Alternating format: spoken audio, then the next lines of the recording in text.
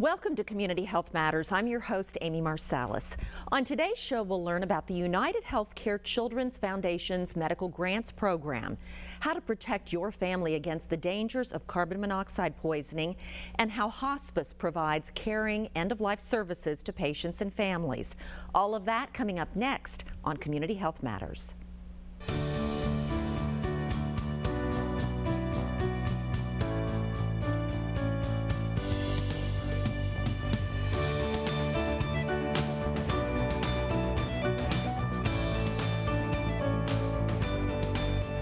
From the News Channel 5 network, this is Community Health Matters, sponsored by the United Health Foundation.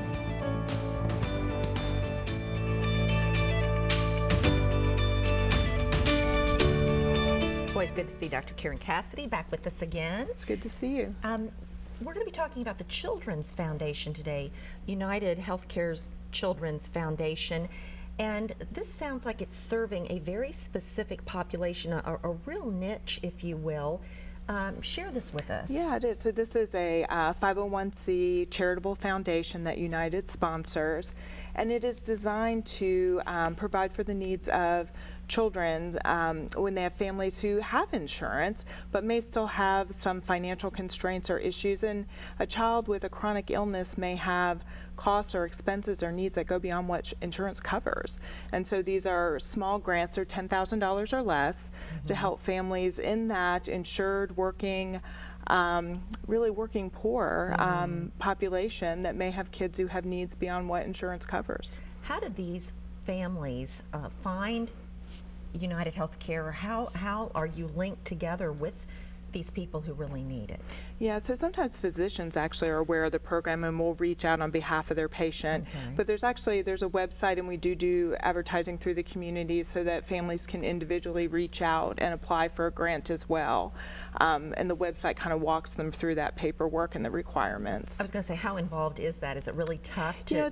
It is not that tough. And I think one of the important things to realize is you don't have to have UnitedHealthcare insurance to apply. Okay. So any child who has insurance, who has a need that's not being met, whose family's struggling to pay for that, if it's a commercial insurance product, they can apply. Commercial insurance, in other words, okay, I'm So glad you brought that up. Not TennCare. Correct. So I think those social safety nets or the Medicaid programs across the country usually do a pretty job of not letting families have those kind of out-of-pocket expenses. Once you don't qualify for Medicaid and you do have a commercial insurance, but you may still have some financial struggles, covering out-of-pocket or deductibles, or, for example, if your child might need physical therapy or speech therapy beyond what the benefit pays for, those are expenses that can be really difficult for a lot of families. Or even a device, some type of device, sure, maybe. Absolutely. So durable medical equipment, things like that sometimes are part of what families will request coverage for. Now, the foundation has quite a track record since it started. It's our 10-year anniversary. Yeah, it started in 2007. All right, and you have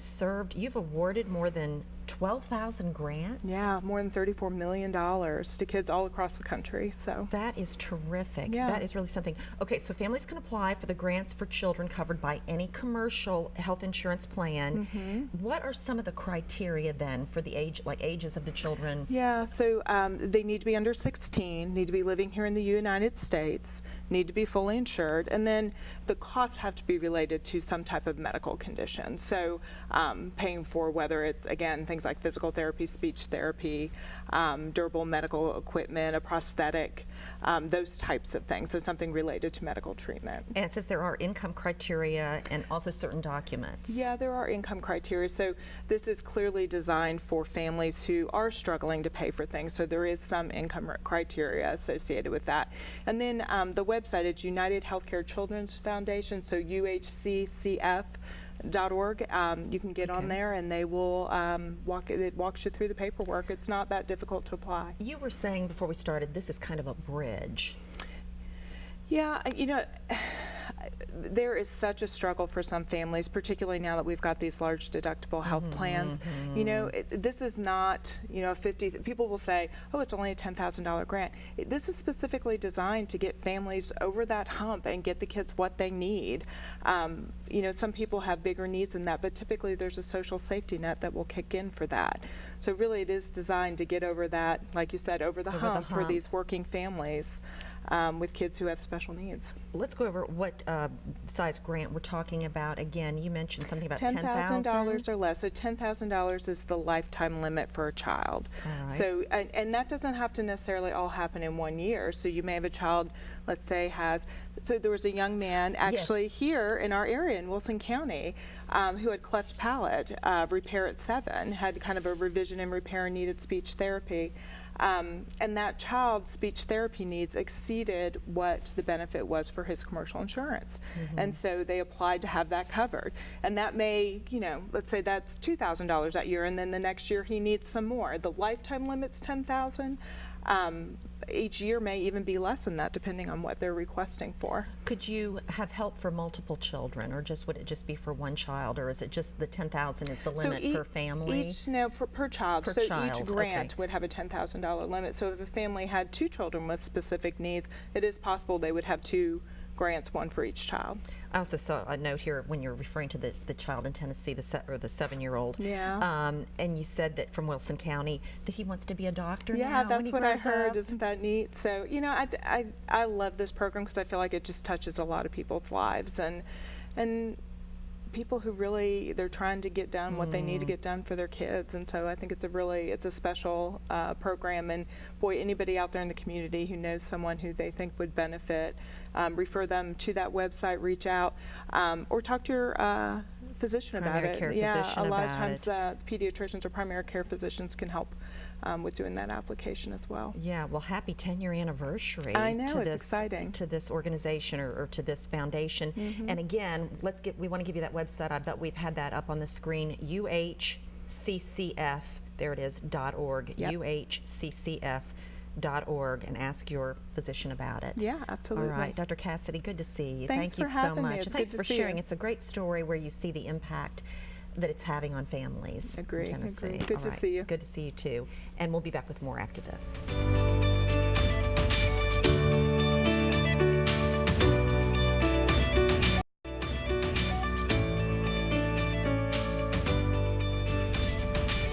And Nina Bowman is here from the Tennessee Poison Center to talk to us today about carbon monoxide poisoning, which, Nina, we hear about, unfortunately, this time of year, people trying to heat their homes, and a lot of times, unfortunately, they're not heating their homes in the right way, using different devices that really aren't for heating your homes.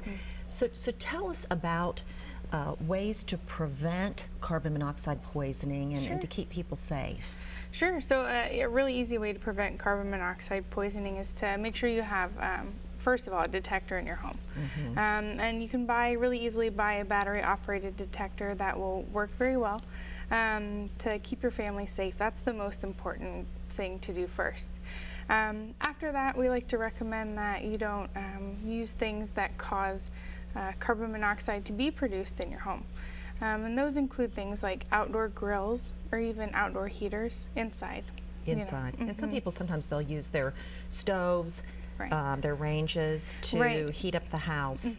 And even a fireplace, they say, if it's not properly vented, that can cause problems. Yeah, that's very true. So it's very important to get your heating equipment, whether you use a furnace or a fireplace to heat your home, very important to get those serviced every year. Make sure they're functioning properly so that it's not something you even have to worry about.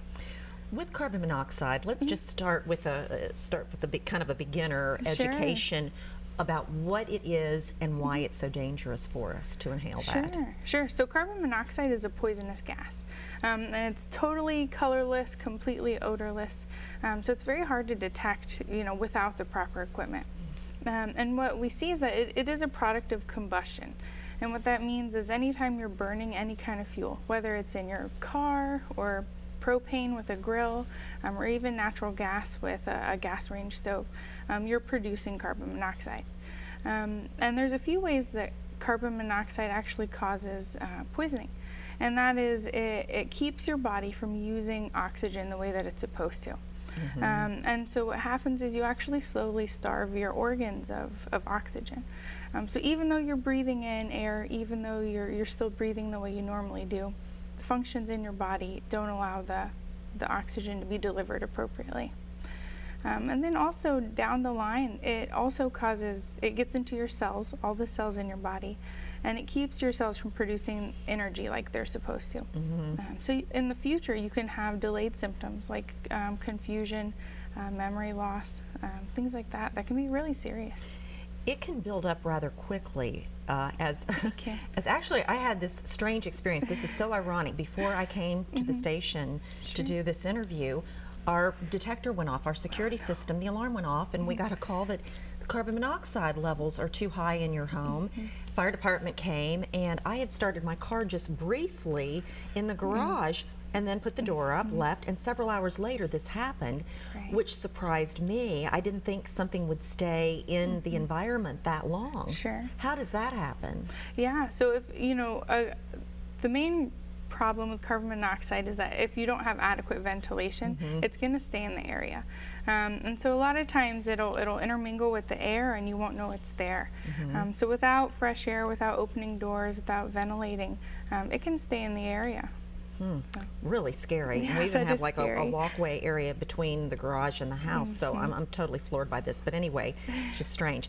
So what would some of the symptoms be if you have inhaled too much carbon monoxide? So at first they seem kind of flu-like. So you can have a headache, be kind of dizzy, fatigued, and sleepy. But then they can start progressing to like nausea, vomiting. In more serious cases, people lose consciousness and pass out. And because your body's starving for oxygen, you actually can have seizures and even death. Wow. So the immediate treatment obviously is to get fresh air if someone's still conscious. If they're not conscious though, they're in big trouble. Yeah, big trouble. So you talked about having the detector in the home, and those are readily available. What, Lowe's, Home Depot, any of those kind of probably hardware stores? They even make some that are a combo with smoke detectors now. So. Okay. All right. What other prevention tips? Anything else that we haven't discussed yet? Sure. I would say, most commonly we see people starting their cars in their attached garages. Don't do what I just did. That happens. So we recommend, pull your car out on the side of the road if that's something you're going to do. We'd still recommend against doing that. But otherwise, don't use outdoor heaters inside. Make sure all of your heating equipment works appropriately before it's time to use it. Things like that can really keep your family safe. All right. We've covered some good information here. Now, where can people go to learn more about this? Sure. The CDC is a great website. They have a whole lot of information that is really user-friendly, and I think it's a great resource. So. Okay, what is that then? cdc.gov/co. cdc.gov/co on your screen right now. That's the great site to go to. And we know also that the Poison Control Helpline is a great resource. Tell us a little bit about that as well. Sure. So we're a poison center here in Nashville, Tennessee, and we're located at Vanderbilt. So we're open 24 hours a day, every single day of the year, even on Christmas. Christmas Day as well. Christmas Day as well. So you can call anytime. And the number is 1-800-222-1222. So anytime you call, you're going to talk with experienced nurse or pharmacist. So. That's great to know. What a great resource for the state. And I also read that there is surveillance that the Poison Control Center does year-round, looking for potential biological terrorist kind of threats. Sure. So you're also busy doing other things as well. We are. We stay busy. Wow. But we do. Our system is capable of tracking symptoms. So say we have 10 or 15 people call in an hour with all the same symptoms of carbon monoxide poisoning, we may be able to detect a problem sooner than emergency services and get them involved. Great monitoring. That's good for the public to know that you're also involved in that. All right, Nina Bowman, thank you so much. Yes, appreciate your time. Thank you, Amy. Okay, bye-bye. And we'll be back with more right after this.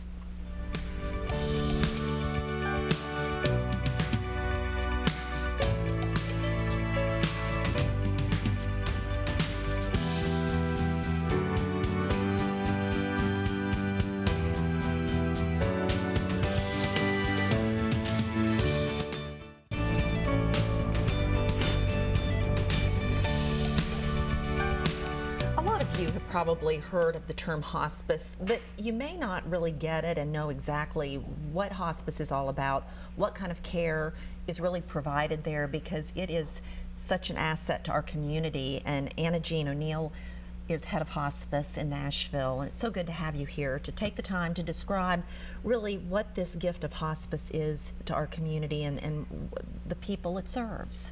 Absolutely, and thank you for having us. Sure. So Alive Hospice, we are a 501c3 not-for-profit, and we are actually the third oldest in the United States and the first in Tennessee. And so our founders started with that same intellectual curiosity of how do we do end of life better? Instead of looking at taking care of a dying patient, how do we completely rechange that focus to become taking care of a living person? And that is what we still do today. Hospice originally started in the 11th century, if you can believe that. No, I had no idea. In the 11th century, and if you think about it, we all die. Mm-hmm. It's not something that people want to accept. They want to, kind of say it's not going to happen to me, but it's a natural part of life. And so what hospice does specifically, frankly, is it restores hope, and it's about healing when cure is no longer an option. And it's about emotional healing, it's about spiritual healing, about connecting with a family for healing, and then taking care of the body as it begins to fail, so that no one will have pain and that everyone can pass away with peace, comfort, and dignity. Mm-hmm. Mm-hmm. I think most people think about going to hospice. Hospice can be provided in a number of ways. Mm-hmm. In the home, where most people, I think, would prefer Mm-hmm. to enjoy their final days, weeks, months, whatever it may be. It can also be provided in a hospital setting, correct? Or in the facility here on Charlotte Avenue. Absolutely. Most folks want to be at home, and so we absolutely honor that. I mean, everything about hospice truly is person-centered, and it's what are their values, where do they want to be, and how can we best care for them. So over 90% of our patient population at Alive Hospice is in their homes, or whatever they call home. It could be a nursing home, it could be in their homes themselves. But if someone either can't be at home or doesn't want to be at home and wants a different location in order to pass away, we have a facility on Patterson, which is just right here in downtown Nashville. We have another 15-bed inpatient unit at the Skyline Madison campus, and then we're opening a brand new facility in Murfreesboro that will open in June of 2017. And so some people don't have a home to go to and don't have someone that can care for them, and so the residents in our facilities take care of that. And then unfortunately, there are times where a symptom burden is so great that the only other option would be in a hospital. Well, we don't want folks to have to go back to a hospital, and we can provide that same level of intensive care in one of our buildings in a dedicated hospice environment. Who is hospice specifically for? I mean, is it just for people of a certain age, a certain diagnosis? It is for all ages. Hospice and really end of life knows no socioeconomic or age boundaries. So we in fact have a perinatal hospice program, and that's for moms with babies that won't survive delivery, or if they do, it's only for a very short period of time. We have a dedicated pediatric hospice team. Children aren't supposed to die, but sometimes they do, and we can't control that outcome, but we certainly can have an impact on that journey. And then we take care of all ages and all diagnoses and all diseases in between. I think it takes an incredible person to be a hospice nurse. I've been around them in different situations with friends who've been in hospice, and they just have such compassion, I think. One of our board chair, it's funny when he talks about it, because these are just people of a different breed. They really are, I think, in a good way. It is in a good way, and we are a clinical specialty the same way, whether it's emergency care or cardiology or neurosurgery. Hospice and taking care of folks at the end of life is a certified clinical specialty, from physicians to nurses to social workers and our hospice aides. And so, but it centers around living, and it centers around really bringing the most of life out of someone until their very last breath. And so it's a privilege. It truly is a privilege to be allowed to be in this space with our families. beautifully said. I think some people think about hospice stereotypically with certain things, like with someone's given up. Can you expand on that? It makes me crazy when somebody says, well, there's nothing else we can do, so we've called hospice, and just have that downtrodden, Like defeated. that defeated piece. And I'm not going to tell you it's easy. I'm going to tell you this is a really hard space to be in. So I don't want to make it more light than what it truly is emotionally when you're at that point. But there's always something else that can be done. Even though cure is no longer an option for the disease, you rechange your focus in life, and it really is what's important to you. How do you want to spend your life? I mean, the song that Tim Nichols wrote that Tim McGraw recorded, "Live Like You Were Dying." Think about that. What's important to you? And Ira Byock, who's a kind of a founder of palliative care in so many ways, coined really great hospice and palliative care creates the space to allow someone to be able to say these 5 things. Please forgive me. I forgive you. Thank you. I love you. And goodbye. And think about it. If you're given an opportunity at the end of your life to be able to have that healing with friends and family and loved ones, emotionally and spiritually, it's a precious space to be in. And it truly is an incredible gift. And so hospice does that. It allows that healing for a family member that's passing away. And equally important, it creates the space for loved ones to be able to have a comfort with the end of their loved one's life and really begin to help them on their own grief journey to their own recovery. I was going to say, and with that experience and those things said, it probably helps them in letting go in case there's something holding them back towards the end. If people want to learn more about hospice, where do they go? How do they get that information? Well, we would love for folks to come to our website at www.alivehospice.org or call us. Call us directly at 615-327-1085. And then the 4th Friday of every month at our Patterson Street location, we do a community lunch and learn. It's free lunch. You have to sit through an educational session, but it's a great way to learn in person too about who we are and what we do. Yeah, Jean, thank you, and also correcting me, not Charlotte, on Patterson. Thank you so much for a really powerful presentation on hospice. Well, thank you very much for having us. Okay, we'll be right back.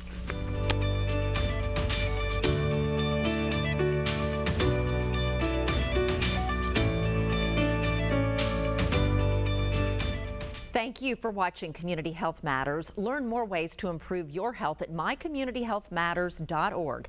And remember, here in Middle Tennessee, our community health matters.